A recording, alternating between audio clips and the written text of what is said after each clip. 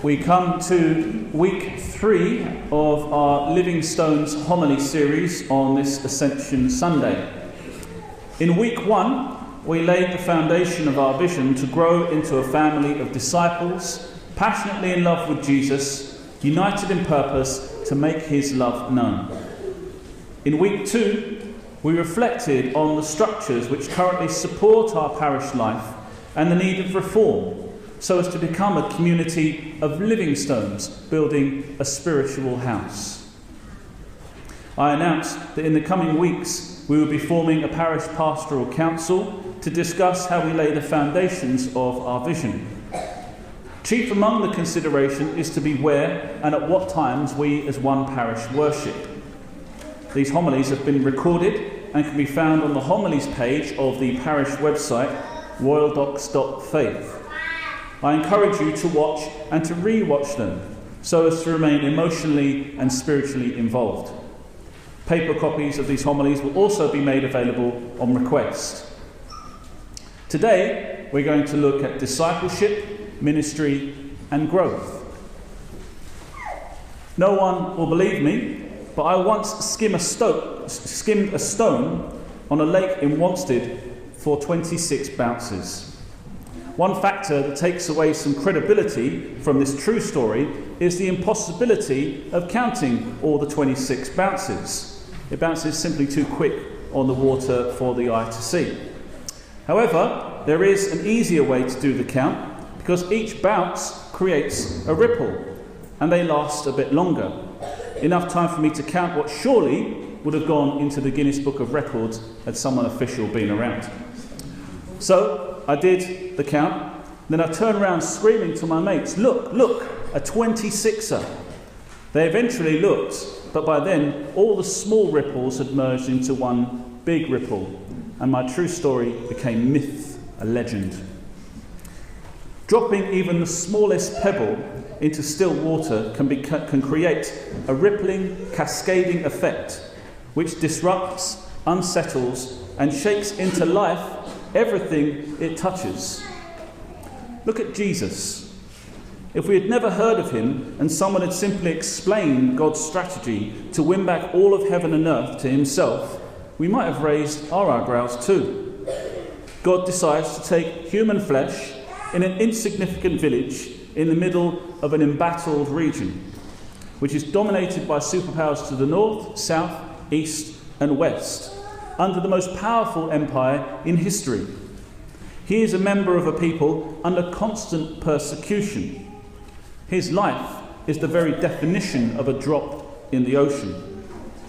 But that drop set off a chain reaction which would, in the words of our second reading today, put all things under his feet and made him, as ruler of everything, the head of the church, which is his body, the fullness of him who fills the whole of creation. We can see the contrast between Jesus' method of building church to that of his disciples quite starkly in today's first reading. Having conquered sin and death by his cross and resurrection, he appears many times to them. One day at table he instructs them to wait in Jerusalem where they will be baptized with the Holy Spirit. The disciples will share in Jesus' power. This they know. But they don't yet know how they are to exercise it. They ask Jesus, Lord, has the time come? Are you going to restore the kingdom to Israel? The disciples are going back to their memory of what used to be, the institution, the kingdom, the light on the hilltop where everybody would come to them. It is a harking back to past glories. But Jesus shows no interest in their plan. His plan is they should be witnesses to his resurrection throughout all the earth, united in purpose to make his love known. They are not to be a skyscraper which people can look at and admire from afar but never ascend. They are to be men and women who go out and encounter others personally and tell people the good news, like a ripple that keeps on growing. Emperors build upwards. Jesus pushes out. Maybe the reason why the apostles had to wait 10 days after Jesus' ascension before they received the Holy Spirit was to give them time to contemplate his instruction and what it meant to be a disciple.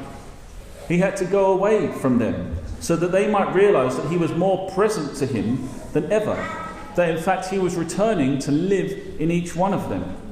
In the mysterious words of the message of the angel in the reading, to come back in the same way that you have seen him go there. So who is a disciple? What does it mean to be a disciple? What do disciples do?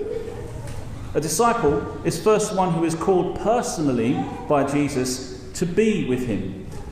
Mark, in his Gospel, expresses it beautifully.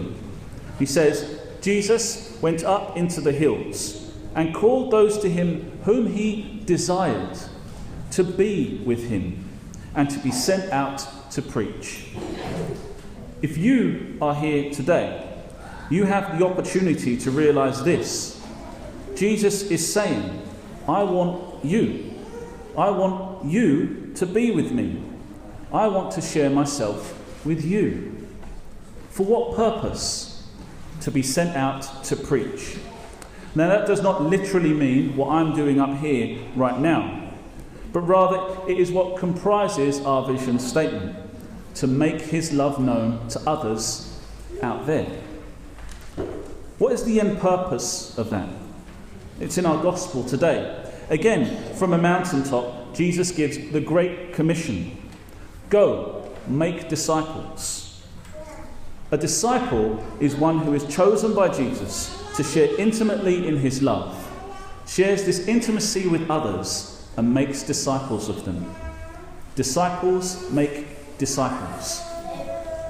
This is the bottom line of all that we will do as a parish from now on. The reason we exist. To form a family of families passionately in love with Jesus, united in purpose to make his love known. Discipleship will lead to ministry. Some of us might be thinking, well, I do ministry.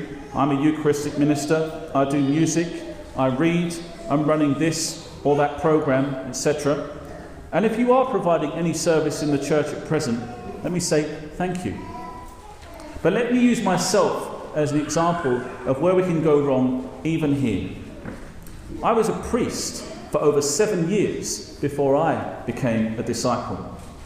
I performed ministry during all that time, and it was good. I was very busy.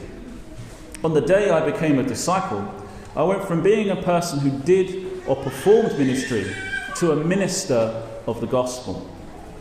It was the day I saw God performing his work in others independently of my efforts, creating disciples right before me. It made me want to share this gift, this completely undeserved gift, with others, to help Jesus create disciples who would become ministers of his gospel. I was woken up to my vocation, which came from baptism. My baptism is the same as yours, which means your vocation is the same as mine. Disciples bear fruit. Disciples grow other disciples. A sign of a healthy parish family for me will be the day when I see members of our choir, or readers, or catechists who I don't recognise. They will be the ones who have been chosen by disciples performing ministry to be with them, to grow and to lead.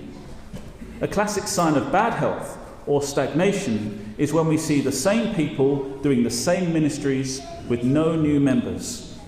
That's not to condemn the people who perform those ministries, but rather to point out the culture that precludes growth. Our culture must be intentional. It must be an invitational culture where we are always on the lookout to create more disciples. Disciples are never jealous of those who share in their ministry. Rather, they are overjoyed when they see people flourish in serving Jesus to the best of their ability. We might feel intimidated by the expectation that we are all called to be ministers of the gospel. Well, don't be. It's not the size of the ministry which determines whether you are Christ's minister. but the love which goes into whatever you do. Think of the widow who put her final 2 coins into the temple fund in Luke's Gospel. Jesus singled her out as having put more in than all the rich folk who had money to spare. Discipleship shapes authentic ministry, not the other way around. When we become a parish of disciples, leading intentionally from our personal relationship with Jesus, we will be a parish of ministers. We will be fulfilling the mission for which we were baptised, whether we mop the floors, count the money, or catechize the young. In this culture, we don't hope for growth, we expect it. When you do what God calls you to do, you don't have to hope for Him to help you. You expect Him to help. In fact, surrender to Him and watch Him do amazing things through you. In the context of the aforementioned discussion over mass times, reductions, and so forth, all that I've said might seem to be a contradiction. On the contrary, Jesus started with nothing but 12 men in a single spot on a hillside. He told them simply to go, make disciples, baptize, and teach all nations. Today, there is not a single life or culture which has not been touched or shaped by this command. Jesus showed that it is not the means one has at one's disposal that determines success, but the clarity of vision and the desire to make it happen. His vision was so big. It wasn't to build a small community or to keep things ticking over. It wasn't to restore the kingdom to Israel. It was to make a disciple, a minister of the gospel out of every single human being who exists and who will ever exist. As baptized members of his body, the church, you are not asked to be part of this. You are expected to be. Amen.